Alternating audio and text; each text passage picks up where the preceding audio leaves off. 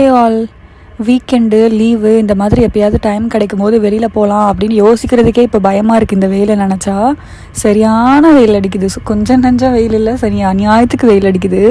So இன்றைக்கும் வெளியில் போகலாமா வேணாமான்ற யோசனையிலே இருந்தோம். ஏன்னா சரியான வெயில் அடிக்குது. வெயிலில் எங்கே போகிறது, எங்கே போனாலும் கடுப்பாக தான் இருக்கும். செட் ஆகிட்டே இருக்கும், ஒரு மாதிரி எரிச்சலாகவே இருக்கும். பெருசாக எதுவும் சாப்பிடக்கூட பிடிக்காது வெயிலில். ஸோ போகலாமா வேணாமான்னு யோசிச்சிட்டே இருந்து கடைசியாக வந்து சரி போகலாம், போத்தீஸே போகலாம் அப்படின்னு சொல்லி டிசைட் பண்ணியாச்சு. சரி அங்கே தான் கொஞ்சம் என்டர்டெயின்மெண்ட்டிங் நிறைய இந்த இதுலாம் கேம்ஸ்லாம் இருக்குது. ப்ளஸ் கொஞ்சம் தேவையான ஐட்டம்ஸும் வாங்க வேண்டி இருந்துச்சு.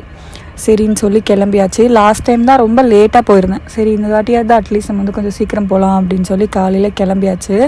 அது வீட்டில் இருக்க வேலையெல்லாம் முடிச்சுட்டு தான் கிளம்பணும்.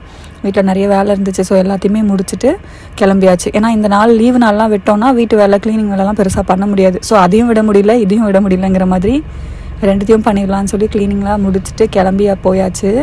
செம்ம வெயில் சொன்ன மாதிரி. அப்புறம் உள்ளே போனோடனே இந்த எலி ஜோசியம்லாம் வேறு வச்சுருந்தாங்க. லாஸ்ட் டைம் நான் அதெல்லாம் பார்க்கல, கிளி ஜோசியம் தான் பார்த்துருந்தேன். எலி ஜோசியம் புதுசாக இருந்துச்சு. அப்புறம் குட்டி மேடம்க்கு ஒரு பட்டர்ஃப்ளையை போட்டு விட சொன்னோம். ஆனால் அது பட்டர்ஃப்ளை மாதிரி இல்லை. சரி இருந்தாலும் ஓகே போட்டாச்சு.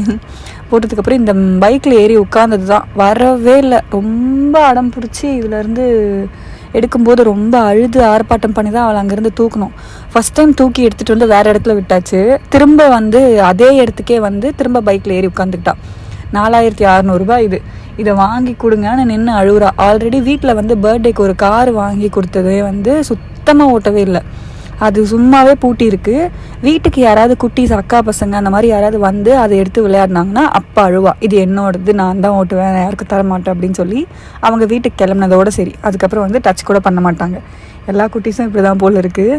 ஸோ நாங்கள் இங்கே எல்லாமே விளையாடிலாம் முடிச்சுட்டு கொஞ்சம் ஒரு ஈவினிங் போல் பக்கத்தில் கிரெசன்ட் இருந்துச்சு. ஸோ அங்கே போயிட்டு லஞ்சு முடிச்சிடலாம் அப்படின்னு பிளான் பண்ணோம். ஆக்சுவலி ஈவினிங் ஆயிடுச்சு. ஈவினிங் 4 மணிக்கு தான் நாங்கள் லஞ்சே சாப்பிட்ருந்தோம். ஏன்னா வெயிலில் பெருசாக சாப்பிடவும் தோணலை. ஃபுல்லாக லிக்விட் ஐட்டமாக தான் போச்சு. உள்ளே சாப்பிட்டு முடிச்சுட்டு அதுக்கப்புறம் வீட்டுக்கும் கிளம்பியாச்சு. இன்றைக்கி டே இப்படி தான் போச்சு. டாட்டா பாய்.